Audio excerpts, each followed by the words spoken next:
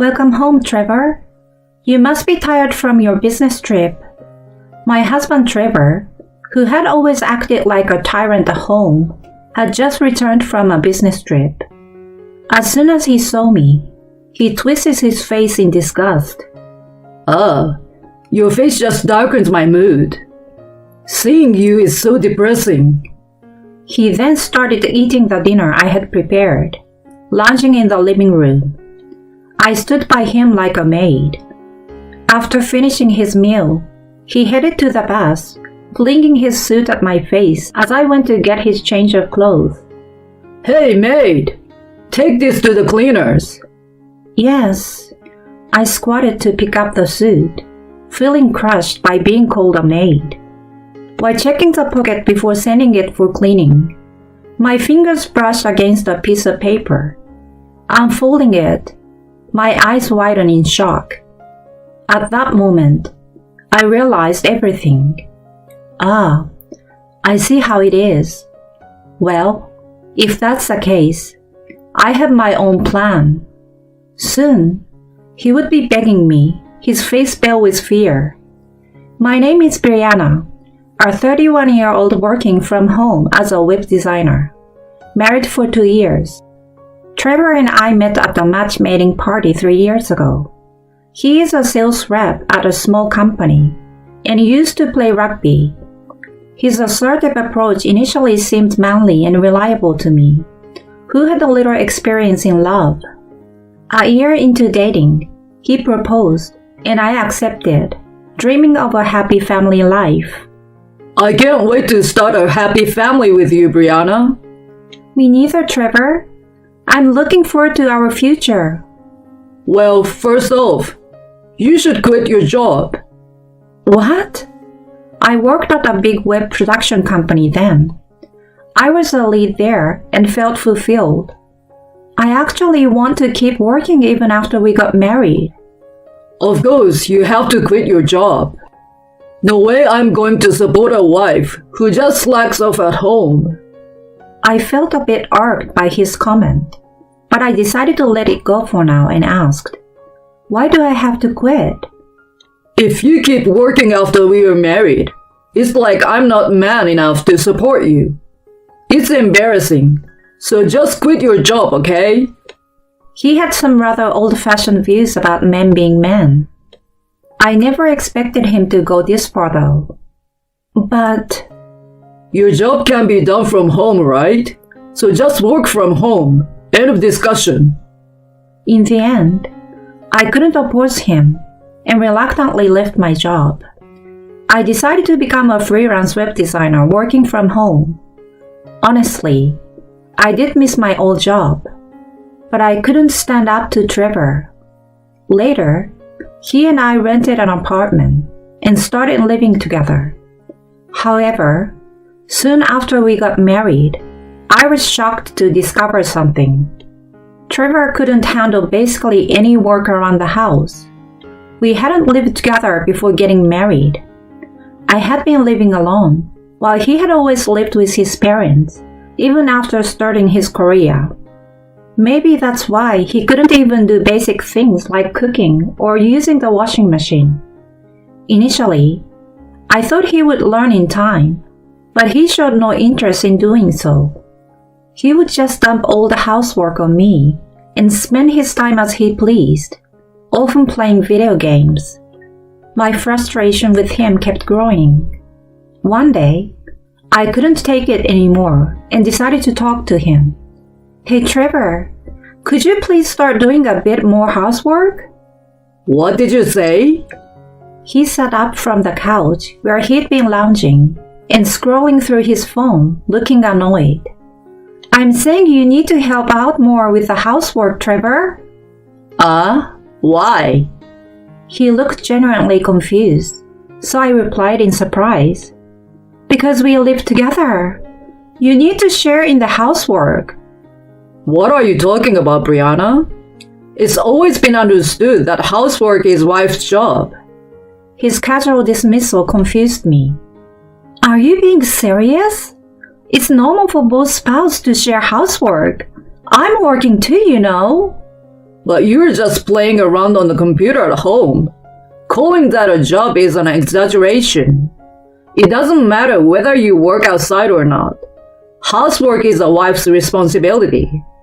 That's not right. His dependable and manly nature, which I admired, turned out to be just a facade of a domineering husband. No matter what I said, he wouldn't listen. So I ended up doing all the housework. Time passed, and about a year into our marriage, Trevor started coming home late and being away more often, saying he was busy at work. His attitude at home became increasingly arrogant.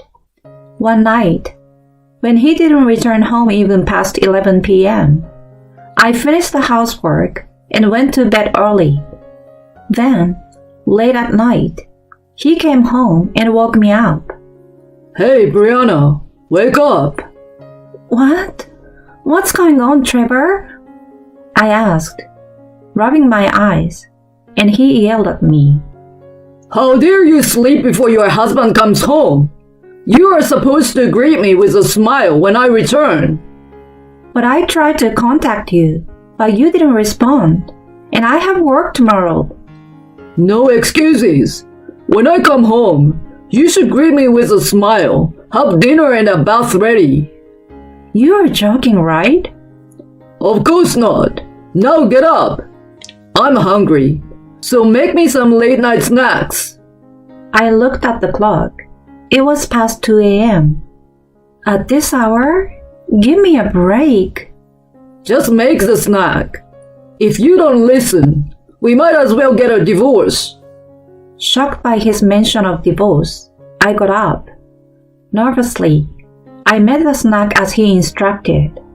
He watched it with crossed arms until it was ready, then ate it with satisfaction.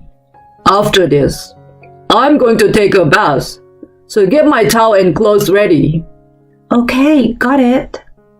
I felt like a maid. I kept trying to fulfill his demands, even though it was hard. Around that time, my freelance work became busier.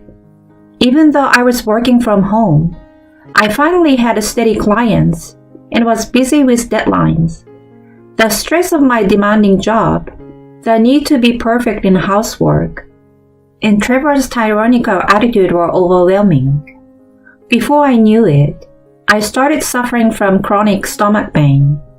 Trevor continued to be absent from home. When he did come home, he was usually drunk and treated me with disdain. There were no more outings or peaceful conversations as a couple. I even started thinking that it would be better if he didn't come home at all. I mean, all he would do at home is to act like a king. Then one day, I made a small mistake. I was feeling under the weather with a cold and forgot to buy a new pair of socks that Trevor had asked for. Where are the new socks? He asked irritably early in the morning. Oh, I'm sorry. I forgot to buy them. I've been feeling sick since yesterday. How incompetent can you be? You're really useless. He sighed and continued. Go buy them now, and use your own money, of course. But I've got a fever and a cold. No excuses. This is why you're no good. Go buy them now. Despite feeling dizzy, I was sent out in my pajamas to the supermarket. As I returned home with the socks, I cried. Why did I have to take all this? Doesn't he love me anymore? I couldn't stop my tears. Sometime later, Trevor said he was going on a business trip and left. I won't be yelled at by my husband tonight. I felt relieved, focused on my work, and settled for pizza for dinner. I finally had a relaxing evening. The next evening, he came home. Welcome home, Trevor. You must be tired from your business trip. I welcomed him saying so. But as soon as he saw me, he twisted his face in disgust. Your face just darkens my mood. Seeing you is so depressing. He then started eating the dinner I had prepared, lounging in the living room. I stood by him like a maid. After finishing his meal, he headed to the bath, flinging his suit at my face as I went to get his change of clothes. Hey, maid! Take this to the cleaners. Yes. I squatted to pick up the suit, feeling crushed by being called a maid. While checking the pockets before sending it for cleaning, my fingers brushed against a piece of paper. Unfolding it, my eyes widened in shock. It was a hotel receipt. It seems to be for a cottage, or something like that. Why would he stay in a cottage when he was supposedly on a business trip? With trembling hands, I took out my phone and searched. The search results showed a cottage in the next state. So that's what it was. He was acting all high and mighty at home, but he was cheating on me. Well, in that case, I have a plan too. I quietly put away the receipt. That day, I acted as usual in front of him. The next day, I started taking action. I decided to hire a detective agency to investigate Trevor. I had my own job and couldn't follow him around or do the investigating myself. Plus, I didn't want to slip up and let him catch on. Luckily, I found a detective agency with reasonable prices and female detectives. 2 weeks later, I had all the evidence of his infidelity, like it was nothing. Photos of him entering a motel with a young woman I didn't know, kissing in his car. I couldn't help but pump my fist in victory. By that time, I had no love left for him. I was just happy to have the evidence. The detective agency stopped smiling wryly at me, began to speak. Ma'am, here's what we found from the investigation. I held my breath as she continued. The next day, after Trevor left for work, I packed my things. I called a moving truck and had them take my stuff to my parents' house. That night, as I relaxed at my parents' home, Trevor called. I ignored his calls, but he called repeatedly, what you would call bombarding me with calls. I just kept ignoring them. The next day, the calls continued, even in the daytime. Finally annoyed, I decided to answer. Hello? Hey, where the hell are you? You left without saying a word. I calmly replied to his barrage. I'm at my parents' house. What? I didn't give you permission to go back there. Your stuff is gone too. What are you planning? Why should I serve someone who called me a maid? I couldn't stand it anymore, so I left. Why are you making a big deal out of this? Come back now and do the housework. He yelled furiously, and I sighed before responding. I'm not coming back to that house. What did you say? I will be waiting at the cafe near your office after work. We can talk there. Bye. I said that, hung up, and smirked. All right, let's do this. I muttered and sent an email to someone. A few hours later, as promised, I waited at the cafe. Trevor arrived furious. What do you mean by not coming home? He blurted out aggressively as he sat down. Like I said on the phone, I can't be your wife anymore. What? Are you planning to divorce me? Yes, that's my intention. As I calmly answered, he was about to yell back, turning red, when suddenly his phone rang. Are you going to answer? It might be important. He answered the call with a disgruntled expression, and his face turned pale. After the call, he looked down, covering his mouth wide-eyed. What's wrong? Did they fire you after all? Come again? I stared straight at him as he turned to me. You got fired or demoted for messing with the daughter of a client CEO, huh? I hope they fired your ass. So this is what the detective agency had told me. That Trevor had been cheating with the daughter of a client, hiding the fact he was married. I had all the evidence. Oh, what do you know about that? What's going on? Well, I'm the one who reported it to your company. What? He was shocked, and I smiled while he stammered. Do you realize what you have done? Yes, I'm well aware. I also reported the details to the CEO. He was furious and wanted to see the evidence, so I gave him the photos. You did what? His phone rang again. When I urged him to answer, he did so tremblingly. From the phone, I could hear a young woman crying and yelling.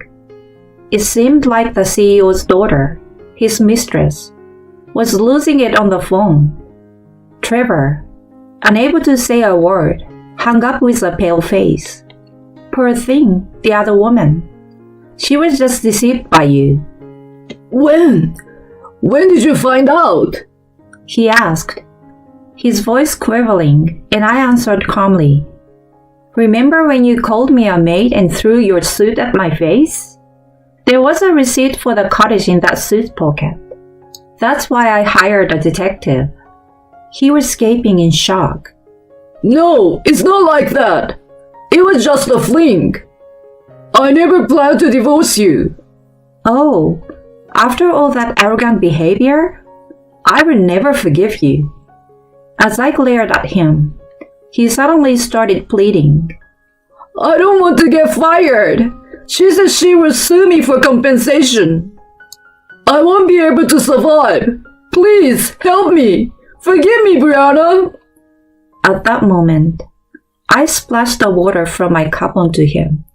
What the hell? This is nothing compared to what I've had to go through.